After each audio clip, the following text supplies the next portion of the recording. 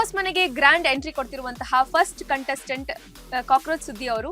So villain role ಮೂಲಕ ಖಳನಟನಾಗಿ ಮಿಂಚಿರುವಂತಹ ಕಾಕ್ರೋಚ್ ಸುದ್ದಿ ಬಿಗ್ ಬಾಸ್ ನಲ್ಲಿ ಯಾವ ರೀತಿ ಮಿಂಚ್ತಾರೆ ಅಂತ ನೋಡೋದಕ್ಕೆ ನಾವಂತೂ ಫುಲ್ ಎಕ್ಸೈಟೆಡ್ ಆಗಿ ಕಾಯ್ತಾ ಇದ್ದೀವಿ. ಮಂಜು, ಎಸ್, ಖಂಡಿತವಾಗ್ಲು. ಯಾಕಂತಂದ್ರೆ ತಮ್ಮ ಮಾತುಗಾರಿಕೆ ಆಗಿರ್ಬೋದು, ಆಕ್ಟಿಂಗ್ ಆಗಿರ್ಬೋದು, ಈಗಾಗಲೇ ಕನ್ನಡ ಬೆಳ್ಳಿ ಪರದೆಯಲ್ಲಿ ಅದ್ಭುತ ನಟ ಅಂತ ಹೇಳ್ಬಿಟ್ಟು ಅನಿಸ್ಕೊಂಡಿರುವಂತಹ ಪ್ರತಿಭೆ ಅಂತಂದ್ರೆ ಕಾಕ್ರೋಚ್ ಸುದ್ದಿ ಅವರು. ಯಾವುದೇ ಪಾತ್ರ ಕೊಟ್ಟು, ಒಂದ್ ಕಡೆ ವಿಲನಿಶ್ ಆಗಿರ್ಬೋದು, ಇನ್ನೊಂದ್ ಕಡೆ ಪೋಷಕ ಪಾತ್ರಗಳಾಗಿರ್ಬೋದು, ಸಾಕಷ್ಟು ಕಲೆಗೆ ಹೆಚ್ಚು ಹೊತ್ತನ್ನ ಕೊಟ್ಟಿರುವಂತಹ ನಟ.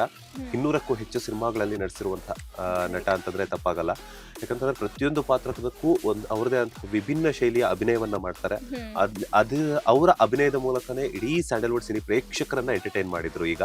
ಈಗ ಕಿರುತೆರೆ ವೀಕ್ಷಕರನ್ನ ಎಂಟರ್ಟೈನ್ ಮಾಡೋದಕ್ಕೆ ಬಿಗ್ ಬಾಸ್ಗೆ ಮೊದಲ ಕಂಟೆಸ್ಟೆಂಟ್ ಆಗಿ ಎಂಟ್ರಿ ಕೊಡ್ತಾ ಇರುವಂತದ್ದು. ಸೊ ಇಲ್ಲಿ ತಗೊಳ್ಳುವಂತಂದ್ರೆ ಇಷ್ಟು ದಿನ ಬೆಳ್ಳಿ ಪರದೆಯಲ್ಲಿ ವಿಲನಿಶ್ ಆಗಿ ಪೋಷಕ ನಟರಾಗಿದ್ದಂತಹ ನಮ್ಮ ಕಾಕ್ರೋಚ್ ಸುದ್ದಿ ಅವರು ಬಿಗ್ ಬಾಸ್ ಅಲ್ಲಿ ವಿಲನ್ ಆಗ್ತಾರಾ ಅಥವಾ ಪೋಷಕ ಪಾತ್ರ ಆಗ್ತಾರ, ಹೀರೋ ಆಗ್ತಾರಾ ಅಥವಾ ನಾಯಕರಾಗ್ತಾರಾ? ಸೊ ಸಾಕಷ್ಟು ಕನ್ಫ್ಯೂಷನ್ಸ್ ಇದೆ. ಅಂಡ್ ಟಾಸ್ಕ್ ವಿಚಾರ ಅಂತ ಬಂದಾಗ ಹೆಂಗನ್ಸುತ್ತೆ ನಿಮ್ಗೆ?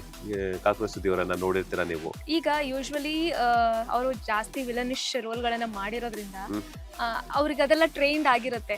ವಿಲನ್ ಗಳಿಗೆ ಫೈಟ್ ಸೀನ್ಸು, ಆಕ್ಷನ್ ಸೀನ್ಸು ಅದೆಲ್ಲ ಇರುತ್ತೆ. ಸೊ ಇಂಜುರೀಸ್ ಆದಾಗ ರಿಕವರ್ ಮಾಡ್ಕೊಳ್ಬೇಕು ಅಂದ್ರೆ ಬಾಡಿ ಸ್ಟ್ರೆಂತ್ ಇರಬೇಕು. ಸೊ ಅದೆಲ್ಲ ಆಲ್ರೆಡಿ ಅವ್ರು ಟ್ರೈನ್ ಅಪ್ ಆಗಿರ್ತಾರೆ ಅನ್ಕೋತೀನಿ. ಸೊ ಟಾಸ್ಕ್ ಗಳಲ್ಲಿ ಚೆನ್ನಾಗಿ ಮಾಡ್ಬೋದು ಅವರು. ಬಟ್ ಅವ್ರ ಮೆಂಟಲ್ ಸ್ಟ್ರೆಂತ್ ಹೆಂಗಿದೆ, ಜನರ ಜೊತೆ ಅವ್ರಂದ್ರೆ ಅವರ ಕೋ ಕಂಟೆಸ್ಟೆಂಟ್ ಗಳ ಜೊತೆ ಹೆಂಗ್ ಬೆರೀತಾರೆ ಅದನ್ನ ನೋಡ್ಬೇಕು. ಯಾಕಂದ್ರೆ ಅವರು ವಿಲನ್ ಆಗಿ ಪೋರ್ಟ್ರಿ ಆಗಿರೋದ್ರಿಂದ ಹೆಚ್ಚಾಗಿ ಸೊ ಅವರ ನಿಜ ಸ್ವಭಾವ ಹೇಗೆ ಅನ್ನೋದು ಜನರಿಗೆ ಅಷ್ಟೊಂದು ಗೊತ್ತಿಲ್ಲ. ಸೊ ಜನರಿಗೆ ಹತ್ರ ಆಗೋದಕ್ಕೆ ಅವ್ರು ಆದಷ್ಟು ಟ್ರೈ ಮಾಡ್ಬೇಕು. ಬಿಕಾಸ್ ಈಗ ಯಾರೇ ಆಗ್ಲಿ, ನೀವು ನೋಡಿರ್ತೀರ ಮನೇಲಿ ಸೀರಿಯಲ್ಗಳು, ಮೂವಿಗಳು ನೋಡ್ಬೇಕಾದ್ರೆ ವಿಲನ್ ಕ್ಯಾರೆಕ್ಟರ್ ಬಂದ್ರೆ ಅದರಲ್ಲೂ ನಮ್ಮ ಅಜ್ಜಿಂದ್ರು ಇದ್ರು ಅಂದ್ರೆ ಬಾಯಿ ಬಂದಂಗ್ ಬೈತಾರೆ ಅವರಿಗೆ. ಇವ್ನ ಹಂಗ್ ಮಾಡ್ದ, ಮನೆ ಹಳ, ಅದು ಇದು ಅಂತ ಬೈಯೋದು common.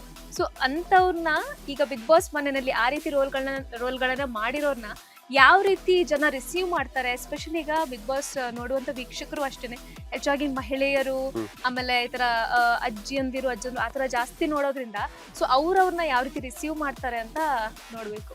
But end of the day on screen ಏನೇ ನಾವು ಮಾಡಿದ್ರು ಕೂಡ ಅದು ಪಾತ್ರಕ್ಕೆ ಪಾತ್ರ ಸೀಮಿತ ಆಗಿರುತ್ತೆ. ಬಟ್ ಈಗೇನಾದ್ರು ಟೆಕ್ನಾಲಜಿ ಡೆವಲಪ್ಮೆಂಟ್ ಆಗಿರೋದ್ರಿಂದ ಗೊತ್ತಾಗ್ಬಿಟ್ಟಿದೆ ಜನರಿಗೆ. ಸ್ವಲ್ಪ ನೀವ್ ಹೇಳ್ದಾಗೆ ಒಂದಷ್ಟು ಅಂಶ ಇರುತ್ತೆ, ಅದನ್ನ ಅವರು ಈಗ ಅಪ್ಸ್ಕೇಲ್ ಮಾಡ್ಕೋಬೇಕು. ನಾಳೆಯಿಂದನೇ ಶುರುವಾಗುತ್ತೆ. ಇನ್ನ ಬಸ್ಸಲ್ಲಿ ಹೋದ್ರು, ಮೆಟ್ರೋದಲ್ಲಿ ಹೋದ್ರು, ಬಿಗ್ ಬಾಸ್ ಇಂತಿಂತವ್ರು ಬಂದ್ರು, ಹಂಗೆ ಹಿಂಗೆ ಆತರ ಈ ತರ ಅಂತ ಹೇಳ್ಬಿಟ್ಟು ಅಲ್ಲೇನೆ ಡಿಸ್ಕಷನ್ ಶುರುವಾಗುತ್ತೆ. ಇನ್ನ ಆಫೀಸ್ಗಳಲ್ಲಿ ಕೊಲೀಗ್ಸ್ ಬಿಗ್ ಬಾಸ್ ನೋಡ್ದ ಮಚ್ಚ ಹಂಗಿತ್ತು ಹಿಂಗಿತ್ತು, ಅವ್ನು ಹಂಗ್ ಮಾಡ್ತಿದ್ದಾನೆ, ಇವ್ರು ಹಿಂಗ್ ಮಾಡ್ತಿದ್ದಾನೆ, ಅವಳ ಅಡಿಗೆ ಮನೇಲಿ ಹಂಗ್ ಕಿರ್ಚಾಡ್ತಿದ್ಲು, ಹಿಂಗೆ ಬರುತ್ತೆ. ಏನಂತಂದ್ರೆ ಜನರ ಮೈಂಡ್ ಸೆಟ್ ಹಿಂಗ್ ಟಾಕ್ ನಡೀತಾ ಇರುತ್ತೆ. ಸೊ ಅದರ ರೀತಿ ಟಾಸ್ಕ್ ವಿಚಾರದಲ್ಲಿ ಕಾಕ್ರೋಚ್ ಸುದ್ದಿ ಅವರು ಸ್ವಲ್ಪ ಎಚ್ಚೆತ್ಕೊಳ್ಬೇಕು ಅಂತ ನನ್ನ ಒಂದು ಒಪಿನಿಯನ್. ಯಾಕಂತಂದ್ರೆ ಸ್ವಲ್ಪ ತುಂಬಾ ಸ್ಟ್ರಾಂಗ್ ಆಗಿರ್ಬೇಕು ಕೆಲವೊಂದು ಟಾಸ್ಕ್ಗಳನ್ನ ಕೊಟ್ಟಾಗ. ಅದ್ರ ಜೊತೆಗೆ ಮೈಂಡ್ ಗೇಮ್ ಅನ್ನೋ ತುಂಬಾ ಇಂಪಾರ್ಟೆಂಟ್ ಆಗುತ್ತೆ. ಮೈಂಡ್ ಗೇಮ್ ಅಲ್ಲಿ ಕಾಕ್ರೋಚ್ ಸುದ್ದಿ ಅವರು ಹುಷಾರಾಗಿರ್ತಾರೆ ಅಂತ ನನ್ನ ಒಂದು ಒಪಿನಿಯನ್. ಏನಂತೀರಾ? ಇರ್ಬೋದು ಮೇ ಬಿ. ಯಾಕಂದ್ರೆ ಅವರು ಇಷ್ಟು ದಿನ ಏನು ಪಳಗಿದ್ದಾರೆ ಇಂಡಸ್ಟ್ರಿಲಿ. ಸೊ ಆ ಒಂದಷ್ಟು ಐಡಿಯಾಸ್ ಇರುತ್ತೆ. ಏನು ಯಾರೋ ಒಬ್ಬ ಹಳ್ಳಿ ಪ್ರತಿಭೆ ಅನ್ನೋ ತರ ಅಲ್ಲ, ಅಥವಾ ಇನ್ನೋಸೆನ್ಸ್ ತುಂಬಾ ಇನ್ನೋಸೆಂಟ್ ಆಗಿದ್ದಾರೆ, ಸೊ ಸಮಾಜ ಗೊತ್ತಿಲ್ಲ ಅನ್ನೋ ತರ ಇಲ್ಲ. ಸೊ ಆ ವಿಷಯದಲ್ಲೆಲ್ಲ ತುಂಬಾ ಸ್ಟ್ರಾಂಗ್ ಇರ್ತಾರೆ ಅನ್ಸುತ್ತೆ.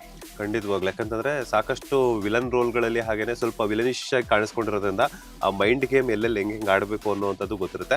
ಎಂಡ್ ಆಫ್ ದ ಡೇ ಏನಾಗುತ್ತೆ ಅಂತಂದ್ರೆ ಬಿಗ್ ಬಾಸ್ ಅವ್ರಿಗೇನೆ ಒಂದು ವಿಭಿನ್ನವಾಗಿ ಟಾಸ್ಕ್ ಕೊಟ್ಟಾಗ ಸೊ ಅಲ್ಲೂ ಕೂಡ ಬಿಗ್ ಬಾಸ್ ಕೆಲವರ ದಾರಿ ತಪ್ಪಿಸೋದನ್ನು ಕೂಡ ಮಾಡ್ತಿರ್ತಾರೆ. ಯಾಕಂತಂದ್ರೆ ಬಿಗ್ ಬಾಸ್ ಅಂದ್ರೆ ಟಾಸ್ಕ್ ಎಲ್ರದ್ದು ಏನೇನು ಅವ್ರ ಪೊಟೆನ್ಶಿಯಲ್ ಇರುತ್ತಲ್ಲ ಅದಕ್ಕೆ ವಿರುದ್ಧವಾಗಿ ಬಿಗ್ ಬಾಸ್ ಅಲ್ಲಿ ಟಾಸ್ಕ್ ಗಳನ್ನ ಕೊಡ್ತಾ ಹೋಗ್ತಾರೆ. ಸೊ ದಟ್ ಅದನ್ನ ಅವರ ಒಂದು ಬೌಂಡ್ರಿ ಏನಿದೆ ಅದನ್ನ ಬಿಟ್ಟು ಹೊರಗಡೆ ಬರ್ಬೇಕು. ಬೇರೆ ರೀತಿನೂ ಅವ್ರು ಯಾವ ರೀತಿ ಕಾಣಿಸ್ಕೋತಾರೆ ಗೊತ್ತಾಗ್ಬೇಕು ಅಂತ.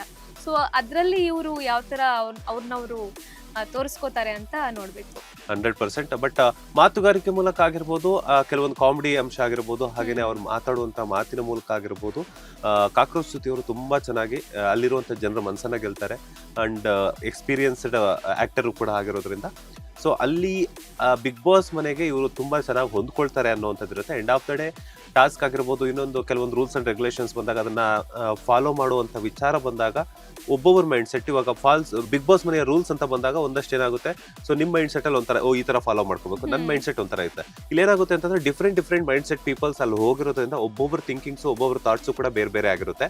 ಅಂತ ಒಂದು ಟೈಮಲ್ಲಿ ಇವ್ರು ಎಡವ್ತಾರ, ಯಾವ ರೀತಿ ಫಾಲೋ ಮಾಡ್ತಾರೆ, ಅಥವಾ ಟಾಸ್ಕ್ ಕೊಟ್ಟಾಗ ಯಾವ ರೀತಿ ಫಾಲೋ ಮಾಡ್ತಾರೆ, ಸೊ ಅಲ್ಲಿ ಹೆಂಗಿರ್ತಾರೆ ಅನ್ನುವಂಥ ತುಂಬಾ ಇಂಪಾರ್ಟೆಂಟ್ ಆಗಿರುತ್ತೆ.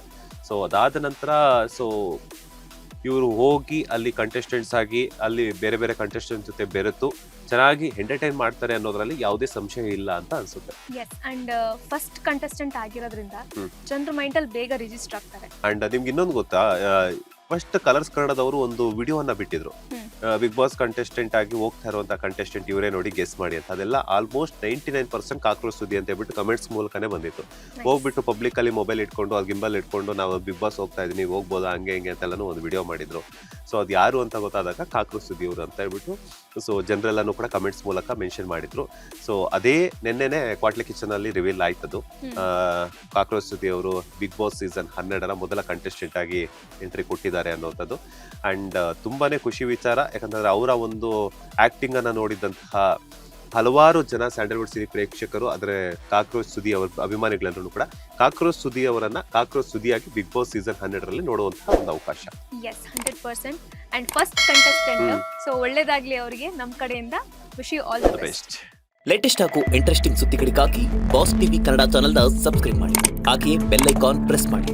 ಇದರ ಜೊತೆಗೆ ಫೇಸ್ಬುಕ್, ಇನ್ಸ್ಟಾಗ್ರಾಮ್, ಎಕ್ಸ್ ನಲ್ಲೂ ಮಿಸ್ ಮಾಡದೆ ಫಾಲೋ ಮಾಡಿ.